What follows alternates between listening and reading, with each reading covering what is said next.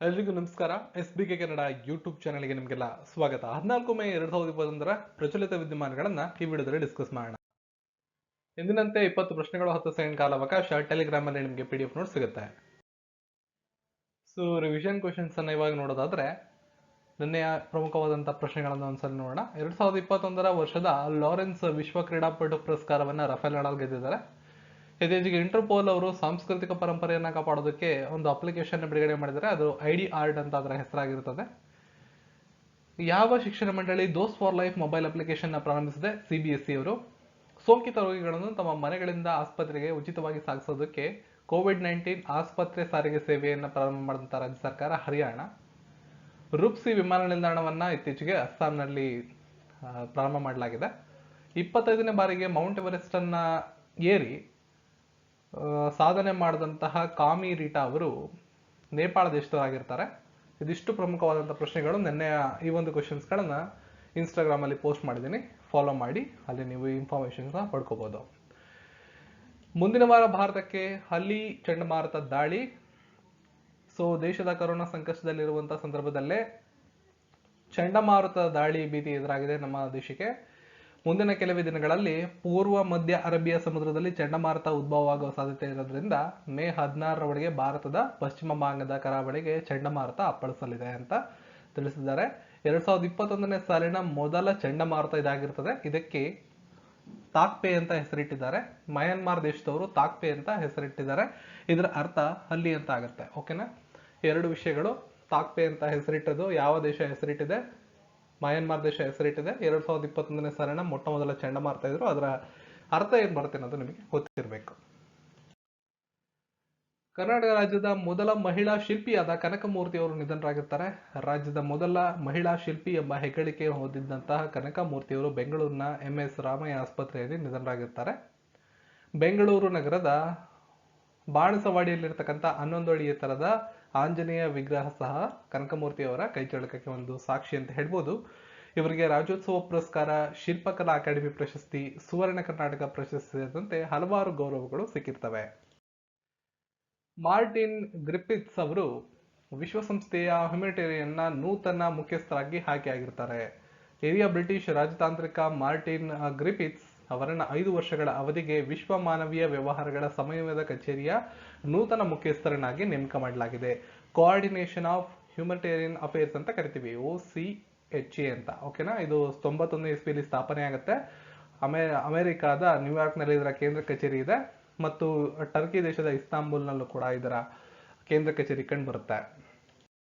ಭಾರತೀಯ ಮತ್ತು ಇಂಡೋನೇಷ್ಯಾದ ನೌಕಾಪಡೆಗಳು ದಕ್ಷಿಣ ಅರೇಬಿಯನ್ ಸಮುದ್ರದಲ್ಲಿ ಪ್ಯಾಸೇಜ್ ವ್ಯಾಯಾಮ, ಪ್ಯಾಸೆಕ್ಸ್ ಅಂತ ಕರಿತೀವಿ, ಅದನ್ನು ನಡೆಸಿವೆ. ಸ್ನೇಹಪರ ನೌಕಾಪಡೆಗಳ ನಡುವೆ ಪರಸ್ಪರ ಕಾರ್ಯಸಾಧ್ಯತೆ ಮತ್ತು ತಿಳುವಳಿಕೆಯನ್ನ ಹೆಚ್ಚು ಮಾಡೋದಕ್ಕೋಸ್ಕರ ಎರಡೂ ದೇಶಗಳು ಈ ವ್ಯಾಯಾಮವನ್ನು ನಡೆಸಿರ್ತವೆ. ಭಾರತೀಯ ನೌಕಾಪಡೆಯ ಕಡೆಯಿಂದ INS ಶಾರದಾ ಅವರು ಚೇತಕ್ ಹೆಲಿಕಾಪ್ಟರ್ನೊಂದಿಗೆ ಆಫ್ ಶೋರ್ ಪೆಟ್ರೋಲ್ ಹಡಗು ವ್ಯಾಯಾಮದಲ್ಲಿ ಭಾಗವಹಿಸಿದ್ದಾರೆ. ಇದಿಷ್ಟು ನಿಮಗೆ ಗೊತ್ತಿರಬೇಕು. ಪಾಸೆಕ್ಸ್ ಅನ್ನೋದು ಭಾರತ ಮತ್ತು ಇಂಡೋನೇಷ್ಯಾದ ನೌಕಾಪಡೆಗಳು ನಡೆಸ್ತಕ್ಕಂಥ ಒಂದು ಎಕ್ಸರ್ಸೈಸ್ ಆಗಿರ್ತದೆ, ಮಿಲಿಟರಿ ಎಕ್ಸರ್ಸೈಸ್. ಸೊ ಮೇ 2021ರಲ್ಲಿ ಮಿಯಾನ್ಕಾ ಬಾರ ರೈಲು ನಿಲ್ದಾಣವನ್ನ ಮಹೇಶ್ ನಗರ ರೈಲು ನಿಲ್ದಾಣ ಎಂದು ಮರುನಾಮಕರಣ ಮಾಡಲಾಗಿದೆ. ಅದು ಎಲ್ಲಿ ಕಂಡು ಬರುತ್ತದೆ? ಸರಿಯಾದ ಉತ್ತರ ರಾಜಸ್ಥಾನದಲ್ಲಿ ಕಂಡು ಬರುತ್ತದೆ. ರಾಜಸ್ಥಾನದ ಜೋಧ್ಪುರದ ಮಿಯಾನ್ಕಾ ಬಾರ ರೈಲು ನಿಲ್ದಾಣದ ಹೆಸರನ್ನ ವಿವಿಧ ಇಲಾಖೆಗಳ ಅನುಮೋದನೆಯನ್ನು ಪಡೆದ ನಂತರ ಮಹೇಶ್ ನಗರ ರೈಲು ನಿಲ್ದಾಣ ಅಂತ ಮರುನಾಮಕರಣ ಮಾಡಲಾಗಿದೆ. ಇತ್ತೀಚೆಗೆ ದಕ್ಷಿಣ ಅಮೆರಿಕ ಸಮುದ್ರದಲ್ಲಿ ಯಾವ ದೇಶ ಮಿಲಿಟರಿ ಡ್ರಿಲ್ ಅನ್ನು ನಡೆಸಿದೆ? Recently India carried out a military drill with which country in southern Arabian sea with a focus on further improving their interoperability. So ಇವಾಗ ತಾನೇ ನೋಡಿದೀವಿ, ಇಂಡೋನೇಷ್ಯಾ. ಭಾರತ ಮತ್ತು ಇಂಡೋನೇಷ್ಯಾ ನೌಕಾಪಡೆಗಳು ದಕ್ಷಿಣ ಅಮೆರಿಕನ್ ಸಮುದ್ರದಲ್ಲಿ ಮಿಲಿಟರಿ ಡ್ರಿಲ್ ಅನ್ನು ನಡೆಸಿರ್ತವೆ. ಭಾಗವಹಿಸಿರೋದು ಇಂಡೋನೇಷ್ಯಾ ಆಗಿರೋದ್ರಿಂದ ಇಂಡೋನೇಷ್ಯಾದ ರಾಜಧಾನಿ ಜಕಾರ್ತಾ. ಕರೆನ್ಸಿ ಇಂಡೋನೇಷ್ಯಾದ ರೂಪಾಯಿ. 27.06 ಕೋಟಿ 2019ರ ವಿಶ್ವ ಬ್ಯಾಂಕ್ನ ವರದಿ ಪ್ರಕಾರ ಅಲ್ಲಿಯ ಜನಸಂಖ್ಯೆ. ಜೋಕೋ ವಿಡೋಡೋ ಅಲ್ಲಿಯ ಅಧ್ಯಕ್ಷರು. UAE ಇಂದ ಹಣ ವರ್ಗಾವಣೆಗೆ ಅನುಕೂಲವಾಗುವಂತೆ UAE ಮೂಲಕ ಮಶ್ರಕ್ ಬ್ಯಾಂಕ್ನೊಂದಿಗೆ ಯಾವ ಬ್ಯಾಂಕ್ ಕಾರ್ಯತಂತ್ರದ ಒಪ್ಪಂದವನ್ನ ಮಾಡಿಕೊಂಡಿದೆ? Which bank has entered into a strategic tie-up with UAE-based Mashreq Bank to facilitate a money transfer from UAE? So federal bank ಅವರು ಈ ಒಂದು ಟೈಅಪ್ ಅನ್ನ ಮಾಡ್ಕೊಂಡಿರ್ತಾರೆ. UAE ಇಂದ ಹಣ ವರ್ಗಾವಣೆಗೆ ಅನುಕೂಲ ಆಗೋಕ್ಕೋಸ್ಕರ UAE ಮೂಲದ ಮಾಸ್ಟ್ರೆಕ್ ಬ್ಯಾಂಕ್ ನೊಂದಿಗೆ ಕಾರ್ಯತಂತ್ರದ ಒಪ್ಪಂದಕ್ಕೆ ಫೆಡರಲ್ ಬ್ಯಾಂಕ್ ಮುಂದಾಗಿದೆ.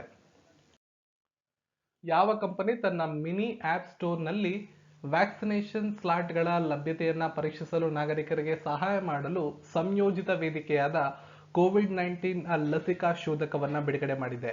ಕೋವಿಡ್-19 ವ್ಯಾಕ್ಸಿನ್ ಫೈಂಡರ್ ಅಂತ ಈ ಒಂದು ಆಪ್ ಅನ್ನ ಬಿಡುಗಡೆ ಮಾಡಿದೆ. ಸರಿಯಾದ ಉತ್ತರ ಪೇಟಿಎಂ ತನ್ನ ಮಿನಿ ಆಪ್ ಸ್ಟೋರ್ ನಲ್ಲಿ ಕೋವಿಡ್ ವ್ಯಾಕ್ಸಿನ್ ಸಂಬಂಧಪಟ್ಟಂಗೆ ಇದನ್ನ ಬಿಡುಗಡೆ ಮಾಡಿರ್ತದೆ. ಡಿಜಿಟಲ್ ಪಾವತಿ ಪ್ಲಾಟ್ಫಾರ್ಮ್ ಆದಂತ ಪೇಟಿಎಂ ತನ್ನ ಮಿನಿ ಆಪ್ ಸ್ಟೋರ್ ನಲ್ಲಿ ಲಸಿಕೆಗಳ ಸ್ಲಾಟ್ ಲಭ್ಯತೆಯನ್ನ ಪರೀಕ್ಷೆ ಮಾಡೋದಕ್ಕೋಸ್ಕರ ನಾಗರಿಕರಿಗೆ ಸಹಾಯ ಆಗಲಿ ಅಂತ ಹೇಳಿ ಸಂಯೋಜಿತ ವೇದಿಕೆಯಾದ ಕೋವಿಡ್-19 ವ್ಯಾಕ್ಸಿನ್ ಫೈಂಡರ್ ಅನ್ನ ಪ್ರಾರಂಭ ಮಾಡಿರುತ್ತೆ. ಭಾರತಾದ್ಯಂತ ತನ್ನ ಎಲ್ಲಾ ಗ್ರಾಹಕರಿಗೆ ಐ ಚೂಸ್ ಮೈ ನಂಬರ್, ನಾನು ನನ್ನ ಸಂಖ್ಯೆಯನ್ನು ಆರಿಸುತ್ತೇನೆ ಎಂಬ ವೈಶಿಷ್ಟ್ಯವನ್ನ ಪ್ರಾರಂಭಿಸುವುದಾಗಿ ಯಾವ ಬ್ಯಾಂಕ್ ಘೋಷಿಸಿದೆ? ಸರಿಯಾದ ಉತ್ತರ ಜನ ಸ್ಮಾಲ್ ಫೈನಾನ್ಸ್ ಬ್ಯಾಂಕ್ ಅವರು ಈ ನೂತನ ಇನಿಷಿಯೇಟಿವ್ ನ ತರ್ತಾ ಇದ್ದಾರೆ. ಸೊ ಅವರ ನೂತನ initiative I choose my number ಅನ್ನೋದಾಗಿರುತ್ತದೆ. ಇತ್ತೀಚಿನ ವಿಶ್ವಸಂಸ್ಥೆ ವರದಿ ಪ್ರಕಾರ ಭಾರತವು 2022ರಲ್ಲಿ ಶೇಕಡವಾರು ಎಷ್ಟು ಬೆಳೆಯುವ ನಿರೀಕ್ಷತೆ ಇದೆ? As per the UN report, India is expected to grow at how much percentage in 2022? 10.1%.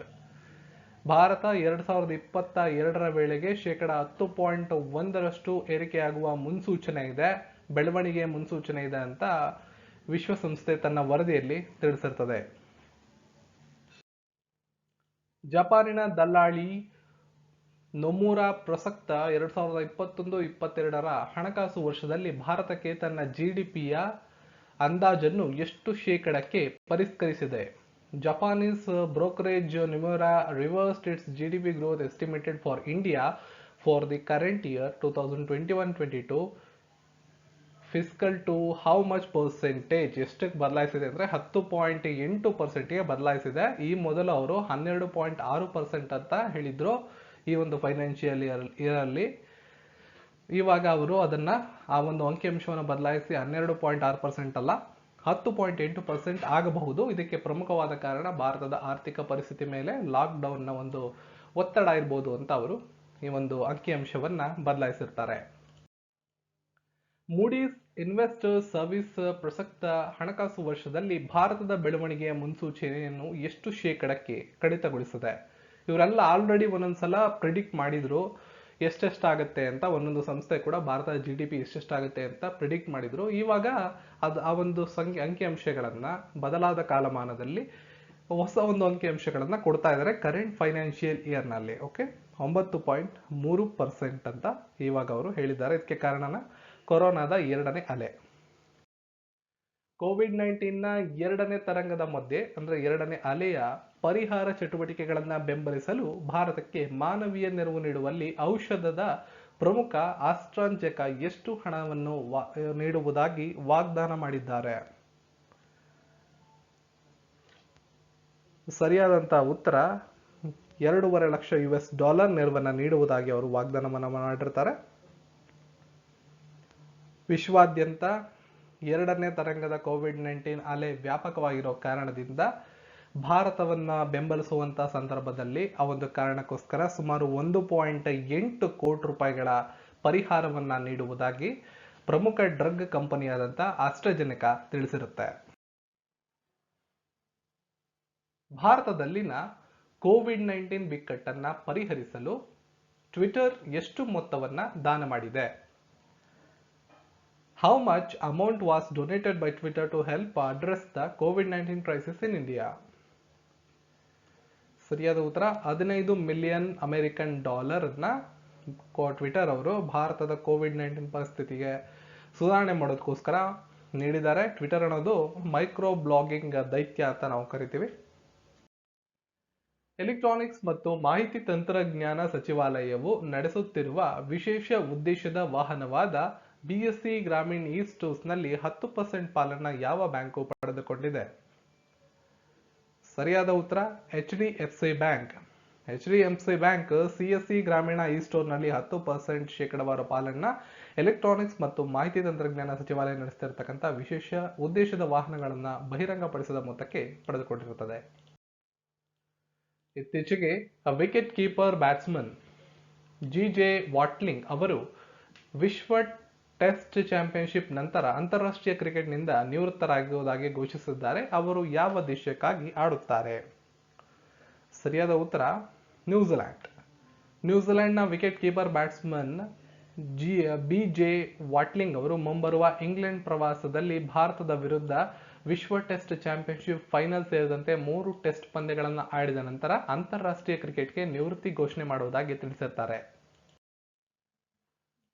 ಹೊಸ ನಾಸಾ ನಿರ್ವಾಹಕರಾಗಿ ಪ್ರಮಾಣ ವಚನವನ್ನ ಸ್ವೀಕರಿಸಿದಂತವ್ರು ಯಾರು? Who has been sworn in as new NASA administrator? ಸರಿಯಾದ ಉತ್ತರ ಬಿಲ್ ನೆಲ್ಸನ್ ಅವರನ್ನ ನೂತನ ನಾಸಾದ ಅಡ್ಮಿನಿಸ್ಟ್ರೇಟರ್ ಆಗಿ ಆಯ್ಕೆ ಮಾಡಲಾಗಿದೆ. ಫ್ಲೋರಿಡಾದ ಮಾಜಿ ಸೆನೆಟರ್ ಆದಂತಹ ಬಿಲ್ ನೆಲ್ಸನ್ ನಾಸಾದ 14ನೇ ಮುಖ್ಯಸ್ಥರಾಗಿ ಪ್ರಮಾಣ ವಚನವನ್ನ ಸ್ವೀಕರಿಸುತ್ತಾರೆ. ಇತ್ತೀಚೆಗೆ ರಿಸರ್ವ್ ಬ್ಯಾಂಕ್ ಆಫ್ ಇಂಡಿಯಾದ ನೂತನ ಕಾರ್ಯನಿರ್ವಾಹಕ ನಿರ್ದೇಶಕರಾಗಿ ನೇಮಕಗೊಂಡಂತವರ ಹೆಸರೇನು? Recently who was appointed as new executive director of RBI? ಸರಿಯಾದ ಉತ್ತರ Jose J Kattoor. Reserve Bank of ಇಂಡಿಯಾಗೆ ಜೋಸ್ ಜೆ ಕಟೂರ್ ಅವರು ತಮ್ಮ ಕಾರ್ಯನಿರ್ವಾಹಕ ನಿರ್ದೇಶಕರಾಗಿ 2021 ಮೇ 4ರಂದು ಜಾಯಿನ್ ಆಗಿರ್ತಾರೆ. ರಾಷ್ಟ್ರೀಯ ಆಸ್ತಿ ಪುನರ್ನಿರ್ಮಾಣ ಕಂಪನಿಯ ಸಿಇಒ ಆಗಿ ನೇಮಕಗೊಂಡಂತವ್ರು ಯಾರು? Was appointed as CEO of national asset reconstruction company? ಸರಿಯಾದ ಉತ್ತರ ಪದ್ಮಕುಮಾರ್ ಎಂ ನಾಯರ್. ಇತ್ತೀಚೆಗೆ ಇಂದ್ರನಲ್ ಪ್ಯಾನ್ ಅನ್ನು ಯಾವ ಬ್ಯಾಂಕಿನ ಮುಖ್ಯ ಅರ್ಥಶಾಸ್ತ್ರಜ್ಞರನ್ನಾಗಿ ನೇಮಕ ಮಾಡಲಾಗಿದೆ? Recently Indranil Pan was appointed as a chief economist of which bank? ಸರಿಯಾದ ಉತ್ತರ ಎಸ್ ಬ್ಯಾಂಕ್. ಖಾಸಗಿ ವಲಯದ ಸಾಲಗಾರ ಬ್ಯಾಂಕ್ ಆದ ಎಸ್ ಬ್ಯಾಂಕ್ ತನ್ನ ಮುಖ್ಯ ಅರ್ಥಶಾಸ್ತ್ರಜ್ಞರನ್ನಾಗಿ ಇಂದ್ರನಲ್ ಪ್ಯಾನ್ ಅವರನ್ನ ನೇಮಕ ಮಾಡಿದೆ. ಭಾರತ್ ಪೆಟ್ರೋಲಿಯಂ ಕಾರ್ಪೊರೇಷನ್ ಲಿಮಿಟೆಡ್ನ ನೂತನ CMD ಆಗಿ ನೇಮಕಗೊಂಡಂತವರ ಹೆಸರೇನು? ಪ್ರಶ್ನೆಗೆ ಸರಿಯಾದ ಉತ್ತರ ಅರುಣ್ ಕುಮಾರ್ ಸಿಂಗ್ ಅವರು ಭಾರತೀಯ ಪೆಟ್ರೋಲಿಯಂ ಕಾರ್ಪೊರೇಷನ್ ಲಿಮಿಟೆಡ್ನ ನೂತನ CMD ಆಗಿ ನೇಮಕ ಆಗಿರ್ತಾರೆ. BPCL ಅಂತ ಕರಿತೀವಿ. ಪ್ರತಿಷ್ಠಿತ ಶೇಖ್ ಜಾಯದ್ ಪುಸ್ತಕ ಪ್ರಶಸ್ತಿ ಪಡೆದ ಭಾರತದ ಮೊದಲ ವ್ಯಕ್ತಿ ಯಾರು? Who has become the first person from India to win prestigious Sheikh Zayed Book Award? ಸರಿಯಾದ ಉತ್ತರ ತಾಹೇರಾ ಕುತುಬುದ್ದೀನ್. ಡಾಕ್ಟರ್ ತಾಹೇರಾ ಕುತುಬುದ್ದೀನ್ ಅವರು ಭಾರತದಿಂದ ಪ್ರತಿಷ್ಠಿತ ಶೇಖ್ ಜಾಯದ್ ಪುಸ್ತಕ ಪ್ರಶಸ್ತಿಯನ್ನು ಪಡೆದಂತ ಮೊದಲ ವ್ಯಕ್ತಿ ಎಂಬ ಹೆಗ್ಗಳಿಕೆಗೆ ಪಾತ್ರರಾಗಿರ್ತಾರೆ. ಮುಂಬೈ ಮೂಲದ ಪ್ರಾಧ್ಯಾಪಕರಾಗಿರ್ತಕ್ಕಂಥ ಅವರು 2019ರಲ್ಲಿ ಲೆಡೆನ್ ಬ್ರಿಲ್ ಎಕನಾಮಿಕ್ ಪಬ್ಲಿಕೇಶನ್ಸ್ ಅವರು ಪ್ರಕಟ ಮಾಡಿದಂತ ಅರೇಬಿಕ್ ಒರೇಷನ್ ಆರ್ಟ್ ಅಂಡ್ ಫಂಕ್ಷನ್ ಅನ್ನೋ ಪುಸ್ತಕಕ್ಕಾಗಿ ಈ ಗೌರವವನ್ನು ಪಡ್ಕೊಂಡಿರ್ತಾರೆ. ಇತ್ತೀಚೆಗೆ ವಿಶ್ವದ ಅತ್ಯುನ್ನತ ಶಿಖರವಾದ ಮೌಂಟ್ ಎವರೆಸ್ಟ್ ಅನ್ನು ತಲುಪಿದ ಅತ್ಯಂತ ಕಿರಿಯ ಪಾಕಿಸ್ತಾನಿ ಯಾರು? Recently who became the youngest Pakistani to summit Mount Everest, the world's highest peak? ಸೆಹರೋಜ್ Kashif ಅವರು 19 ವರ್ಷದ ಯುವಕ ಪಾಕಿಸ್ತಾನದ ಕಾಶಿಫ್ ವಿಶ್ವದ ಅತ್ಯುನ್ನತ ಶಿಖರವಾದ ಮೌಂಟ್ ಎವರೆಸ್ಟ್ ಶಿಖರವನ್ನ ತಲುಪಿದಂತ ಅತ್ಯಂತ ಕಿರಿಯ ಪಾಕಿಸ್ತಾನಿ ಆಗಿರ್ತಾರೆ. ಇತ್ತೀಚೆಗೆ ಯಾವ ಸಂಸ್ಥೆ 3 ವೆಚ್ಚ ಪರಿಣಾಮಕಾರಿ ವೆಂಟಿಲೇಟರ್ನ ಅಭಿವೃದ್ಧಿಪಡಿಸಿದೆ? 3 ವೆಚ್ಚಗಳು ಅಂದ್ರೆ ಪ್ರಾಣವಾಯು, ಸ್ವಾಸ್ಥ್ಯ ಅಂತ ಆ 3ನ್ನ ಹಮ್ಮಿಕೊಂಡು ಅಭಿವೃದ್ಧಿಪಡಿಸಿದಂತ ಆಮ್ಲಜನಕ ಸಾಂದ್ರತೆಯನ್ನು ಅಭಿವೃದ್ಧಿಪಡಿಸಿದೆ. Recently which organisation developed 3 cost effective ventilators? Oxygen concentrated namely Prana, Vayu, ಸ್ವಾಸ್ಥ್ಯ.